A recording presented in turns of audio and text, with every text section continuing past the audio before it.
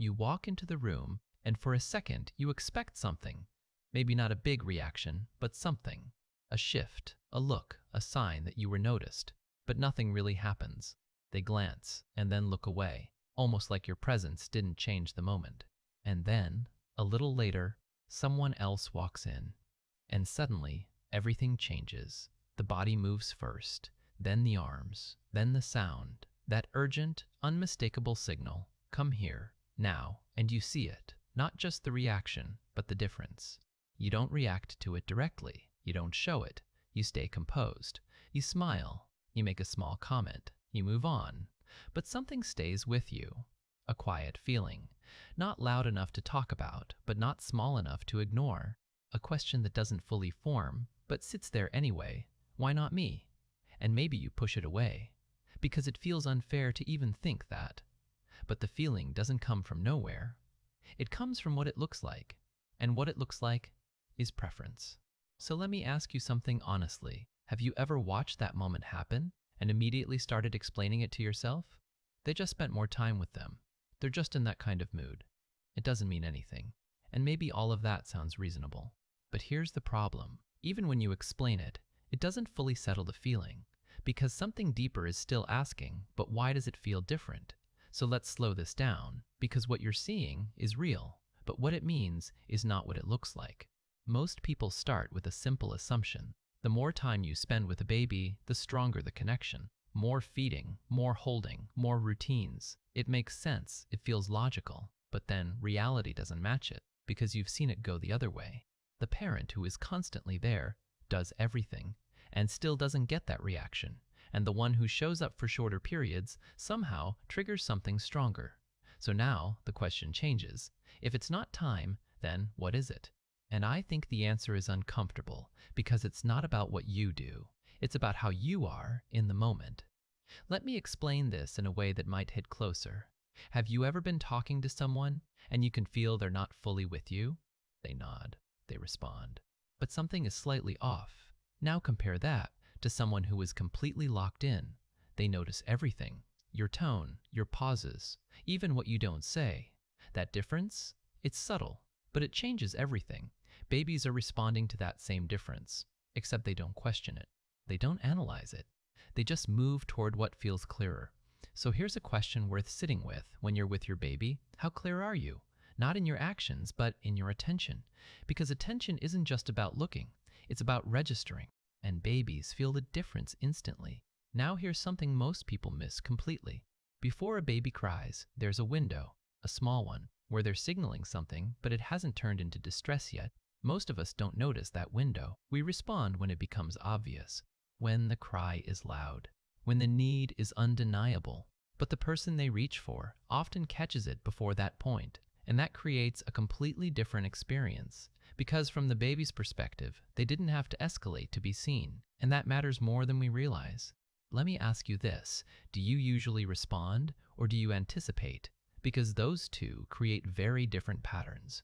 One says, when I get loud, someone comes. The other says, I'm noticed even when I'm quiet. And that second experience, it builds something deeper. Now here's where it becomes even more precise. Babies don't track your effort. They don't know how tired you are. They don't know how much you've done. They don't calculate fairness. They only track consistency. What happens when they signal something? And over time, that becomes their reality. So when they reach for one parent over the other, what you're seeing is not a decision. It's a pattern playing out. And patterns feel personal, even when they're not. Something else you might have noticed. The reaction changes depending on the situation. When everything is calm, the difference between parents feels smaller.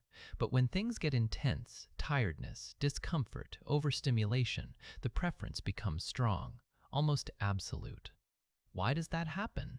Because under pressure, the brain simplifies. It stops exploring, it stops testing, it goes straight to what feels most reliable.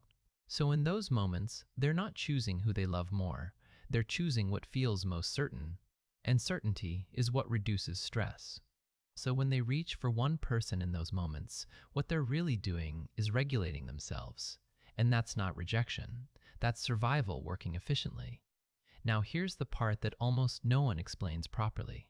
The parent who isn't chosen in those intense moments is still shaping the baby in a powerful way, just not in the way that's obvious.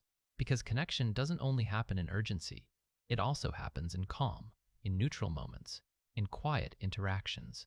So let me ask you something again. When your baby is completely calm, who do they engage with? Who do they look at without needing something? Who do they stay with without urgency? That matters more than it looks, because those moments are where exploration begins.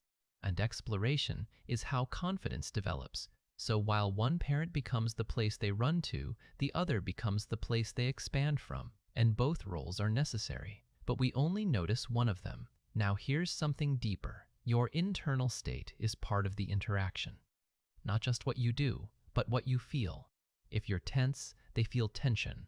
If you're rushed, they feel pressure. If you're calm, they feel that too, and over time, they associate you with that feeling. So here's a hard but important question. When you're around them, what does it feel like?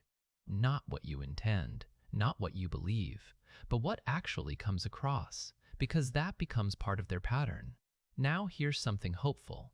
This is not fixed. Nothing about this is permanent, because babies are constantly updating their understanding. Every interaction adds new data, which means you can shift the pattern, not by forcing a reaction, but by changing the moments, small changes, repeated consistently. A little more attention, a little more timing, a little more presence, and slowly, things start to move. So the next time it happens, when they reach for someone else, pause. Don't rush to interpret it. Instead, ask yourself, what are they responding to right now? Because that question changes your role. You stop taking it personally, and you start observing it clearly. And when you see it clearly, you can influence it, not by competing, but by connecting differently. Because in the end, they're not reaching for a person. They're reaching for an experience, a feeling of being understood in real time. And that feeling can come from you too, not by becoming someone else, but by being more present in the moments that matter. So if you've ever been the one who got the quiet glance instead of the reaching arms, maybe it's time to see that moment differently, not as absence, not as rejection, but as information about what they're sensing and how you can meet them there. Because once you understand that, everything starts to shift. And the next time they reach for you, you'll know exactly why. And it won't feel random anymore. It will feel earned. So I'll ask you one last time, when do they come to you first? Because the answer to that is where your connection is already strongest. And if you follow that, you won't need to chase anything. You'll just deepen what's already there, and that changes everything. And if you want to understand what's really happening when a baby suddenly cries the moment someone leaves and then calms down faster than expected, there's another layer to this. And once you see that, you'll understand their world in a way most people never do.